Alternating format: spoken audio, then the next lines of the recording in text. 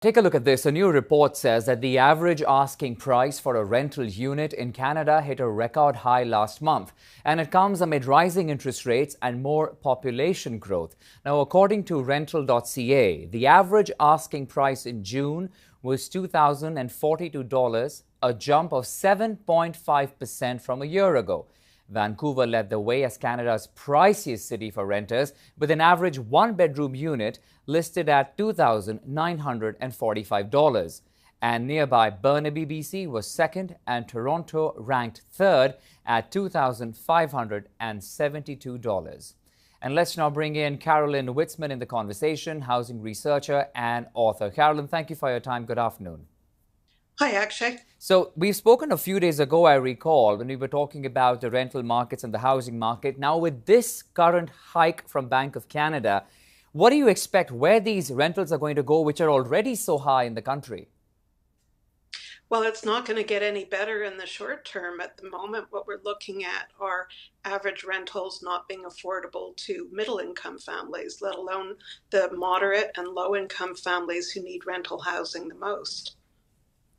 When we talk about these average prices, $2,900 for a one-bedroom in Vancouver, I mean, this is unaffordable for many. People, of course, who are doing fairly well are also reconsidering their, ways of living in rental homes.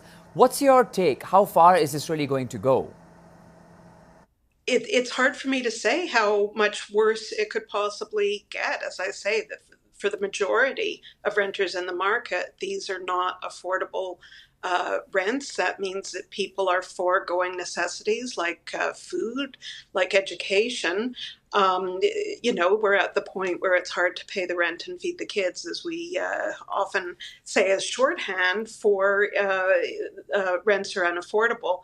It really is going to take a serious rethink by the federal government around needing a program to build more non-market housing, needing programs to acquire rentals from the private market to keep them affordable, and just completely rethinking all of our taxation settings, all of our regulation at all levels of government in order to enable more affordable rental housing supply. There's no quick fix. Exactly. I was just going to say that there is no quick fix, because having more houses being built is something which is a long-term plan. But in the short term, where people are not being able to afford homes, there seems to be very little choice that people have at the moment.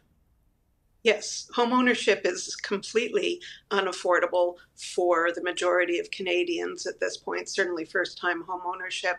Rental is also becoming unaffordable, or is unaffordable. I shouldn't say it's becoming, it's past that point, it's unaffordable. And it really is a challenge to all levels of government, but particularly the federal government, about rethinking approaches that clearly are not working.